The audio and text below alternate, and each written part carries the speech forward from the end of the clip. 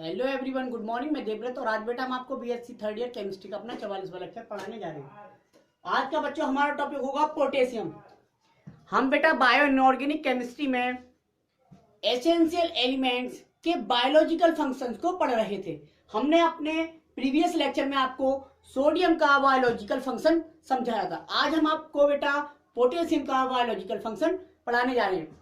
तो आपका next essential elements है पोटेशियम। तो हेडिंग डाल दीजिए पोटेशियम। तो जैसा कि आपने देखा था सोडियम का हमारी बॉडी में क्या रोल होता है, इसी प्रकार बेटा अच्छा उसकी एक्सिस से, उसकी अधिकता से क्या होता है, उसकी कमी से क्या होता है, ये सब देखा था हमने आपको। अब आज हम पोटेशियम से हमारी बॉडी में क्या होता है या पोटेशियम का हमारी बॉडी में क्या रोल होता है ये समझाने जा रहे हैं। सबसे पहले देखिए पोटेशियम जो है वो हमारी बॉडी में इंट्रासेलुलर कैटायन की तरह बिहेव करता है। सोडियम एक्स्ट्रा सेलुलर कैटायन था, पोटेशियम इंट्रासेलुलर कैटायन। वह बाह्य कोशिकीय धनायन था, यह अंतःकोशिकीय धनायन होता है। पहली लाइन है potassium is an important intracellular cation present in body fluids as well as tissue. अर्थात पोटेशियम अंतःकोशिकीय द्रव्य में उपस्थित धन आयनों तथा उत्कों का मुख्य भाग होता है। अब लिखा है एन एडल्ट मैन मतलब एक वयस्क व्यक्ति। बेटा एक वयस्क व्यक्ति की बात करें हम तो एक वयस्क व्यक्ति को एक दिन में 4 ग्राम पोटेशियम की आवश्यकता होती है। वहां पर हमने सोडियम में देखा था बेटा कि एक वयस्क व्यक्ति को प्रतिदिन एक दिन में 5 ग्राम से 15 ग्राम तक सोडियम की आवश्यकता होती थी। यहां पर वयस्क व्यक्ति को 4 ग्राम पोटेशियम की आवश्यकता होती है। तो लिखा है an adult man needs about 4 gram potassium. के मतलब पोटेशियम का सिंबल है बेटा के, ठीक है, क्या है के। तो अब पोटेशियम कौन बड़ा लिखेंगे, इसलिए के से रिप्रेजेंट करेंगे। 4 ग्राम पोटेशियम पर डे हो गया। अच्छा बेटा अब देखते हैं पोटेशियम के सोर्स क्या क्या है। पोटेशियम के स्रोत हमें सोडियम जनरली लीफी वेजिटेबल से मिला था, मतलब पत्ती वाली सब्जियों से। हमने पत्ती वाली सब्जियों से क्या प्राप्त किया था, सोडियम। तो यहाँ पे हम देखते हैं पोटेशियम हम किस प्रकार क्या करते हैं, अपनी बॉडी में एब्जॉर्ब करते हैं या ग्रहण करते हैं। तो लिखा है potassium is present in orange. संतरे में होता है बेटा। पाइनएप्पल्स अनानास में होता है बेटा, बनानास मतलब केलों में होता है। किसमें बेटा, केले में होता है, आलू में होता है, मांस में होता है। चिकन का मतलब है यहाँ पे बेटा मांस, अब मुर्गे का किसी का, ठीक है। हाय ये तो बहुत गंदा शब्द आ गया, ठीक है बेटा। तो pineapples, bananas, dried leches, orange, potatoes, chicken etc में हमें क्या मिलता है, ये पोटेशियम मिलता है। लेकिन बेटा इसका सबसे अच्छा सोर्स जो है, सबसे रिच सोर्स जो है वो है नारियल पानी। आप मार्केट में कोकोनट वाटर पीते हैं, नारियल पानी पीते हैं। तो नारियल पानी जो होता है बेटा उसमें सबसे ज्यादा पोटेशियम मिल जाता है हमें, सबसे रिच सोर्स है। तो यही लिख दिया है बेटा, coconut water is a rich source of potassium. अर्थात नारियल पानी पोटेशियम का सबसे अच्छा स्रोत होता है, सबसे अच्छा स्रोत माना जाता है, समझे आप। अच्छा एक बात यह है कि यदि मान लो बेटा हमने पोटेशियम अपनी बॉडी में एब्जॉर्ब कर लिया, अंदर ले लिया, पोटेशियम हमारी बॉडी के अंदर चला गया, तो फिर किस तरह से वो बॉडी में कहां कौन कौन से पार्ट में जाता है, बॉडी के कौन कौन सी सेल्स में जाता है, और फिर किस प्रकार हमारी बॉडी से रिमूव होता है।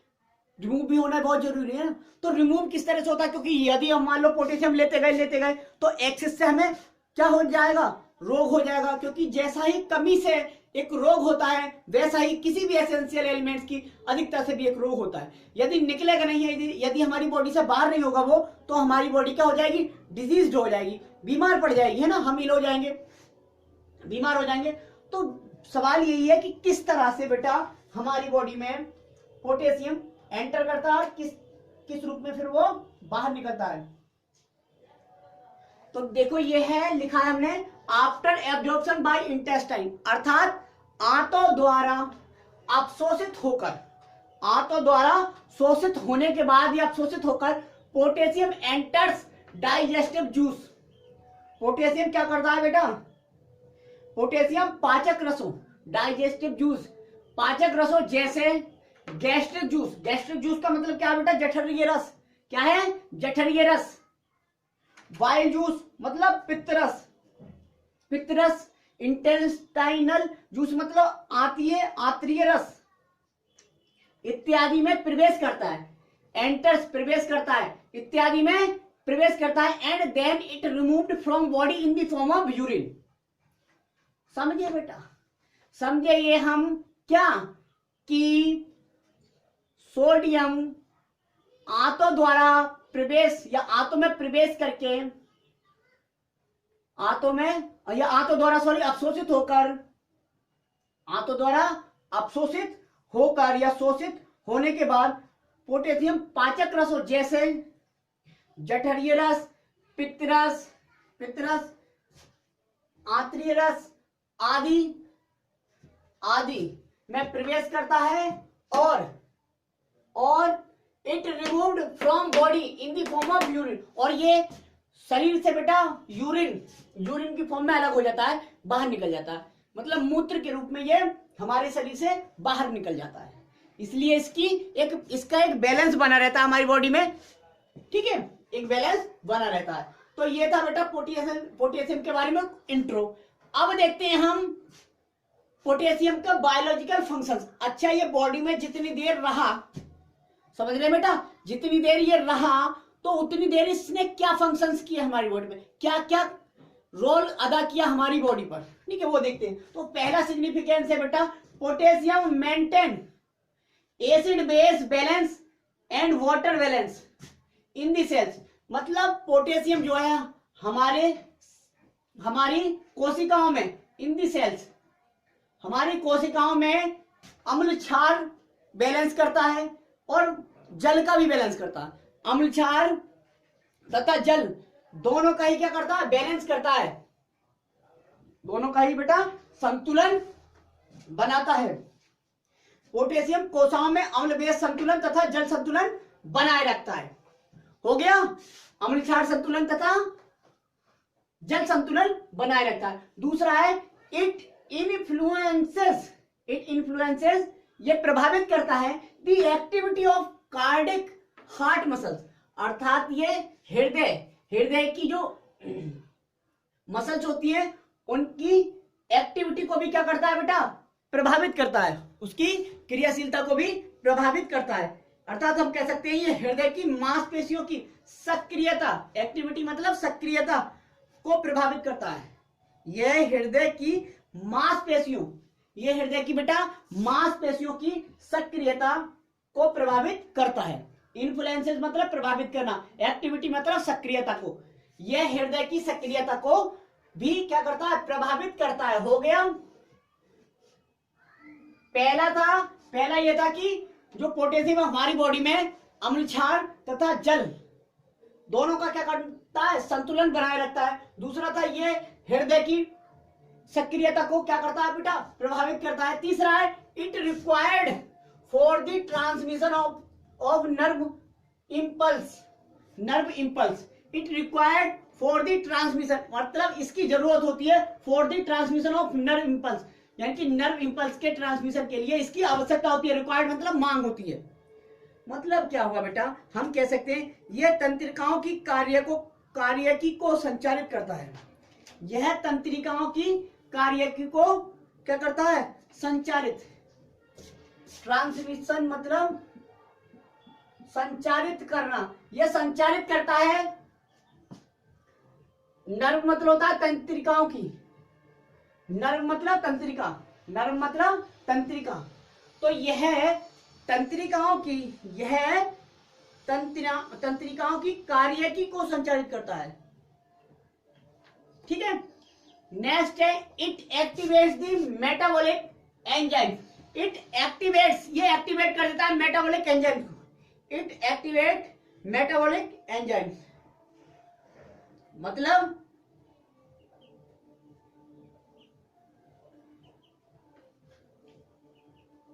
ये ग्लाइकोलाइसिस के दौरान उपापचयी एंजाइम, मेटाबॉलिक मतलब उपापचयी, उपापचयी होता है बेटा, ये उपापचयी एंजाइम की एक्टिवेट को सक्रिय कर देता है। यह उपापचयी एंजाइम को सक्रिय करता है, सक्रिय भी कर देता है, एक्टिवेट सक्रिय कर देता है किसे, मेटाबॉलिक एंजाइम्स को। यह उपापचयी एंजाइम को सक्रिय कर देता है। ये थे कुछ बेटा इसके बायोलॉजिकल सिग्निफिकेंस मतलब जैविक महत्व। अब देखते हैं बेटा हम इसके क्लिनिकल फीचर्स, चिकित्सीय, ठीक है, क्लिनिकल फीचर्स अर्थात चिकित्सा संबंधी विशेषताएं, क्लिनिकल फीचर्स। तो ये देखा है बेटा, excess of potassium in the body causes hyperkalemia, hyperkalemia, दो वर्ड है, हाइपरकालीमिया, दूसरा हाइपोकालीमिया, हाइपरकालीमिया और हाइपोकालीमिया। तो पोटेशियम की एक्सेस से, पोटेशियम की अधिकता से हाइपरकालीमिया एक डिजीज है वो हो जाता है। दूसरा इसकी कमी से हाइपोकालीमिया एक डिजीज है वो हो जाता है। अब देखते हैं हाइपरकालीमिया क्या है और हाइपोकालीमिया क्या है। तो याद रखना, हाइपरकालीमिया, हाइपोकालीमिया, एक्सेस से हाइपरकालीमिया और डिफिशियंसी से हाइपोकालीमिया डिजीज होगा।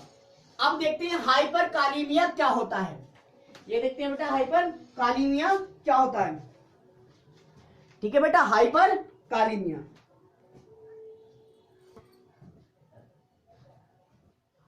हाइपरकालीमिया, तो हेडिंग डालो हाइपरकालीमिया। पोटेशियम का आधिक्य शरीर के ऊतकों को नष्ट करता है, शरीर के ऊतकों को नष्ट करता है। एक्सेस ऑफ पोटेशियम डैमेज, नष्ट करता है the tissue of the body, शरीर के ऊतकों को नष्ट कर देता है बेटा। पोटेशियम की अधिकता से क्या होता है, शरीर के ऊतक नष्ट हो जाते हैं। And muscles are contracted violently, और जो मसल्स होती हैं बेटा मांसपेशियां, और मांसपेशियां क्या हो जाती हैं, तथा मांसपेशियां संकुचित हो जाती हैं, तथा कह सकते हैं मांसपेशियों को संकुचित कर देता है वायलेंटली। हाइपरकालीमिया में क्या होता है बेटा, हाइपरकालीमिया में कुछ नहीं, हाइपरकालीमिया में ऊतक नष्ट होता है और जो मसल्स मांसपेशियां होती हैं वो क्या हो जाती है बेटा, संकुचित हो जाती है, सिकुड़ जाती है, सिकुड़। कॉन्ट्रैक्शन पढ़ा होगा, लेंथेनाइट कॉन्ट्रैक्शन, एक्टिनाइट कॉन्ट्रैक्शन, मतलब संकुचित हो जाती हैं, सिकुड़ जाती हैं। तो एक्सेस से तो ये हो जाता है, ऊतक नष्ट होते हैं, और मसल्स क्या हो जाती हैं बेटा, कॉन्ट्रैक्टेड हो जाती हैं, मतलब संकुचित हो जाती हैं वायलेंटली, बहुत तेजी से। इट ऑल्सो इंक्रीजेज, और ये इंक्रीजेज भी कर देता है क्या, ATPase and kinase activity with the loss of sodium ions. दूसरा हाइपरकालीमिया में क्या होता है, देखो जरा, दूसरा होता है बेटा, ये सोडियम आयनों को खोने के साथ एटीपेज तथा काइनेज क्रियाओं को बढ़ाता है। यह सोडियम आयनों को खोने के बाद it also increases ATPase and kinase activity with the losses of sodium. ये सोडियम आयनों को खोने के साथ एटीपेज तथा काइनेज क्रियाओं को बढ़ाता है। Increases ATPase and kinase activity, ATPase तथा काइनेज एक्टिविटी को क्या कर देता है, बढ़ा देता है सोडियम आयनों को खोने के साथ। अच्छा, हाइपरकालीमिया बेटा, हाइपरकालीमिया कैसे कैसे रोगियों में पाया जाता है ये भी देख लेते हैं यहां पर। Hyperkalemia is found in those persons, कौन से पर्सन में पाया जाता है? जो ग्रस्त होंगे, जो पहले से ही इन रोगों से जो हम बता रहे हैं उन रोगों से ग्रस्त होंगे, उनमें बेटा ये लक्षण देखने को मिलेंगे हाइपर कालीमिया के, या हाइपर कीलीमिया बोल सकते हैं आप, हाइपर कीलीमिया। ठीक है, कौन कौन से हैं? एडिसन रोग हो बेटा, एडिसन डिजीज में होंगे किसी व्यक्ति में, तभी भी उसमें हाइपर कीलीमिया के लक्षण मौजूद होंगे। दूसरे, मधुमेह, डायबिटीज वाले पेशेंट। तीसरे, वृक्क निष्क्रियता, रीनल फेलियर वाले जो पर्सन होते हैं, वृक्क निष्क्रियता, जल की अत्यंत कमी वालों में। ठीक है, अब देखते हैं हाइपोकीलीमिया। अब देख लेते हैं बेटा हम हाइपोकीलीमिया। हाइपोकीलीमिया आपको पता है डिफिशियंसी से होता है, तो the deficiency of potassium develops chronic disease with malnutrition gastrointestinal losses of alkaloids. अर्थ समझ लें बेटा हिंदी में, पोटेशियम की कमी से कुपोषण समझ रहे हैं आप? मेल न्यूट्रिशन कुपोषण, क्रोनिक डिसीज कुपोषण। ठीक है, मेल न्यूट्रिशन, पेट तथा आंत संबंधी गैस्ट्रो, पेट, इंटेस्टिनल आंत संबंधी, पेट तथा आंत संबंधी gastro intestinal losses of alkaloids. और क्या होता है बेटा? इनमें से अधिकतर में अंतकोशिकीय पोटेशियम बाह्य कोशिकीय द्रव में स्थानांतरित हो जाता है, जो कि गुर्दे के द्वारा शीघ्र निकल जाता है।